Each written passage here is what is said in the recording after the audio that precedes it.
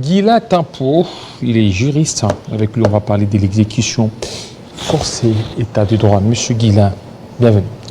Merci beaucoup, Monsieur Jean-David, et ça fait toujours plaisir d'être sur votre plateau. Voilà, merci aussi. Ça fait plaisir de vous avoir pour parler du droit, parler de l'exécution forcée et puis pour parler d'autres aspects judiciaires.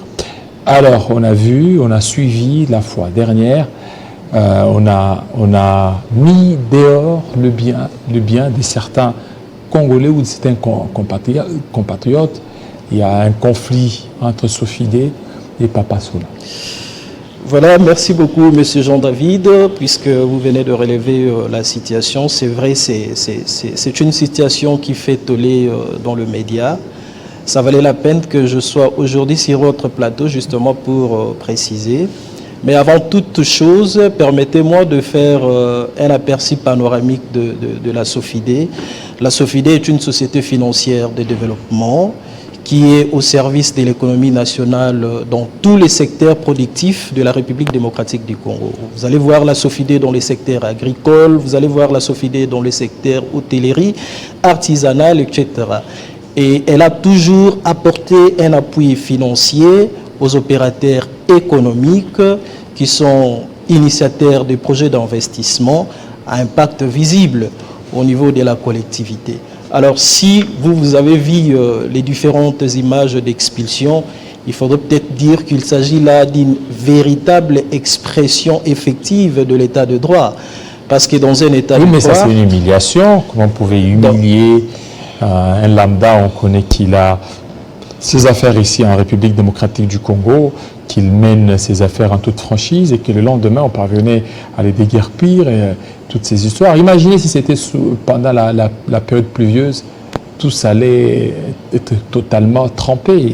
Vous savez, Monsieur Jean-David, il n'est pas possible qu'un Congolais, n'importe quelle personne de nationalité différente, peu importe son obédience ethnico-tribale, puisse occuper illégalement une propriété appartenant à l'État congolais ou bien une propriété appartenant à la société financière de développement qui est du reste détentrice d'un certificat d'enregistrement. Et d'ailleurs, il faudrait vous révéler, Monsieur Jean-David, que la Sofidé est une société du portefeuille de l'État congolais au regard de l'article 3 de la loi de 2008 sur la gestion du portefeuille. À ce titre, la Sofidé pouvait faire usage de la puissance publique. Mais puisque le système judiciaire congolais est fondé sur le principe, notamment le principe de nul ne peut se faire justice à soi-même, c'est comme ça que la Sofidé a renoncé à la puissance publique en tant que société de l'État, justement pour aller saisir de juridictions compétentes, à telle enseigne que ces juridictions arrivent à restaurer le droit de l'État congolais qui ont été empiétés. Qu'est-ce qu'il a fait, c'est monsieur? Déjà, il faudrait préciser une chose, monsieur Jean-David. La Sofidé est détentrice du certificat d'enregistrement de cette propriété-là. Et par conséquent, elle a saisi la juridiction compétente pour que la juridiction compétente expulse celui qui occupe illégalement sa parcelle. Si vous scrutez l'article 44 de la loi de 2015 sur les baux à loyer, vous allez vous rendre compte que le législateur congolais a incriminé l'occupation illégale. L'occupation illégale est une infraction en droit congolais. D'ailleurs, la Sofidé se réserve le droit de pouvoir initier une action pénale contre les propriétaires gérants des établissements Papa Sola pour occupation illégale. Alors, pour une petite histoire, monsieur Jean-David, la Sofidé a octroyé le crédit aux établissements Papa Sola à hauteur de 329 000 $. Et comme garantie pour couvrir l'exécution de cet engagement, Papa Sola a donné son immeuble et a signé une datation en paiement qui stipulait que si, dans l'échéance convenue dans les contrats, je n'arrive pas à appuyer la créance de la Sofidé, et donc la Sofidé se fera payer par ma propriété. Après l'échéance, Monsieur Papa Sola a fait preuve d'une insolvabilité ahurissante. C'est comme ça que la Sofidé a activé la datation en paiement signée entre deux parties. C'est en 2021 que la SOFIDE a opéré la mutation établie par le conservateur de titres immobiliers. Et au travers de ces titres, la SOFIDE devait occuper sa parcelle. 2 ans après, monsieur ne voulait pas quitter la parcelle de la SOFIDE. C'est comme ça que la SOFIDE a saisi la juridiction compétente justement pour procéder à l'expulsion. Et il faudrait préciser, monsieur Jean-David, la procédure d'expulsion, elle est totalement différente de la procédure du déguerpissement. Parce que le déguerpissement, là, il y a superposition des titres. Alors, c'est quoi la différence déguerpissement et... Voilà, donc déguerpissement, il y a superposition des titres de propriété. Et puis là, il y a contentieux judiciaire et tout. Or, la procédure d'expulsion, vous êtes propriétaire d'une parcelle, détenteur d'un titre. Et dans le cas, c'est l'expulsion. Effectivement, l'expulsion. Donc, c'est une procédure. Comme chez vous, je sais que vous avez une parcelle. Vous constatez, il y a une personne qui occupe illégalement votre parcelle, sans contrat de bail, sans titre. Vous allez faire quoi? Le bon droit. Vous allez tout simplement saisir la juridiction compétente pour solliciter l'expulsion de ce monsieur-là qui occupe illégalement votre propriété. Donc c'était un peu ça. Donc dans les cas pareils, ce n'est pas déguerpissement. Non, c'est une procédure d'expulsion. On expulse un occupant illégal, c'est-à-dire une personne qui occupe votre propriété sans titre ni qualité. Et d'ailleurs, il commet l'infraction de l'occupation illégale, qui peut donner naissance à des poursuites pénales. Alors, est-ce que dans cette affaire, il n'y a pas une main politique derrière? Je voudrais également préciser une chose, M. Jean-David. Vous savez, l'état de droit est l'un des attributs de la démocratie.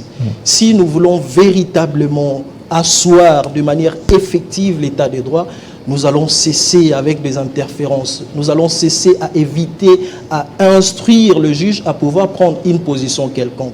Et c'est d'ailleurs le cas de la SOFIDE qui aujourd'hui reçoit de menaces de part et d'autre de certaines autorités justement pour que le monsieur soit réinstallé, alors qu'il y a une décision de justice. Les décisions de justice sont rendues au nom du peuple congolais. Elles sont exécutées au nom du président de la République au terme de l'article 149 de la Constitution. Il s'agit de la propriété de la SOFIDE. Vous n'allez pas me contredire, M. Jean-David, que la propriété privée est sacrée par la Constitution au terme de l'article 34. Et donc, quelqu'un qui occupe votre parcelle de manière illégale ne mérite pas y demeurer. Il mérite tout simplement à être expulsé par la voie judiciaire. Mais selon certaines informations, c'est qu'il y avait un problème financier, que lui, il a tout résolu, cette affaire, après avoir donné satisfaction à ça. Il restait juste des miettes. Il restait juste des miettes. Il restait juste des miettes.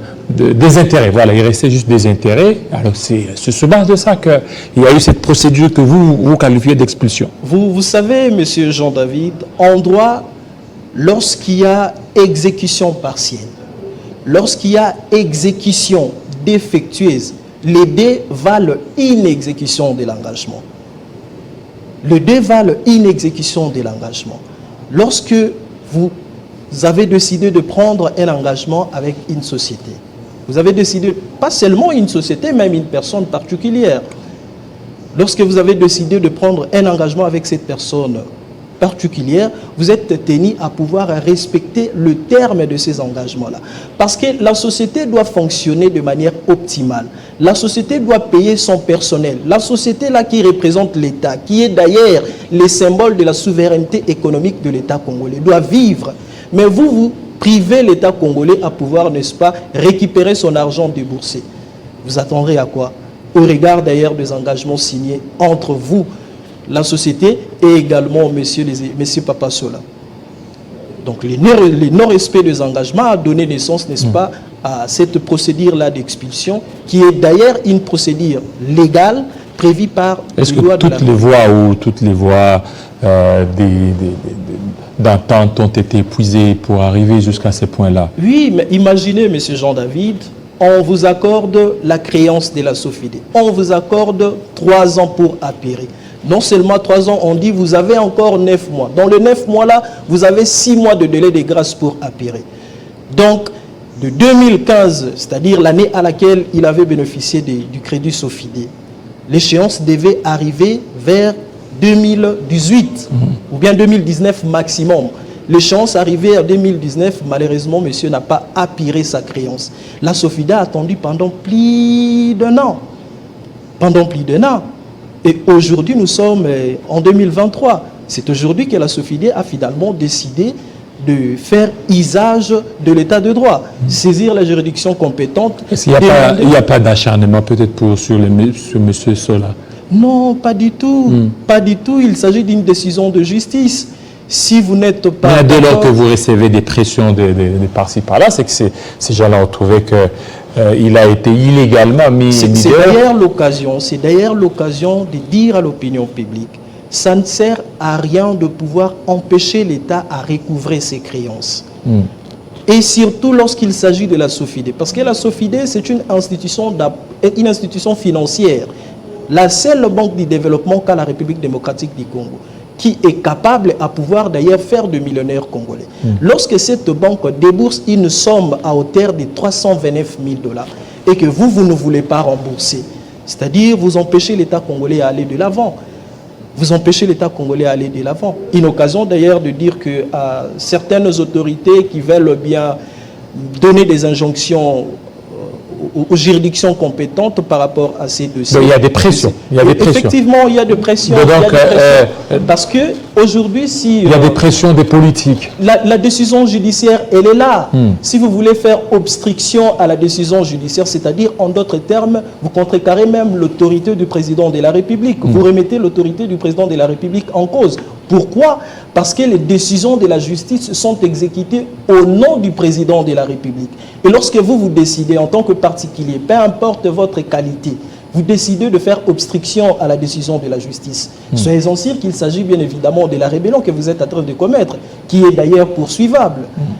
Vous voyez, laissez la justice faire son travail. Le président de la République... Est-ce qu'en dehors du sieur cela... Est-ce qu'il y a d'autres expulsions qui ont été menées? Beaucoup d'expulsions. D'ailleurs, alors, mais pourquoi ça fait jaser? Oui, mais c'est comme ça que j'étais en train de dire qu'il y a certaines personnes qui partagent une obédience ethnico-tribale avec certaines autorités. C'est comme ça que la SOFIDE est en train de recevoir certaines pressions. Vous voyez, pourtant, il y a eu beaucoup d'expulsions que la SOFIDE a opérées. L'État doit se réveiller. L'État doit recouvrer ses créances. L'État doit payer le personnel. L'État doit payer les Congolais. Alors, comment est-ce que l'État payera les Congolais si vous empêchez l'État congolais à pouvoir recouvrer ses créances? Vous n'allez pas céder à toutes ces pressions? La SOFIDE ne va pas céder parce que nous sommes dans un état de droit. Et dans un état de droit, les textes sont supérieurs à tout le monde. Oui, on risque aussi de vous demander, non, faites un peu de diligence ou soyez un peu indulgent pendant quelques temps.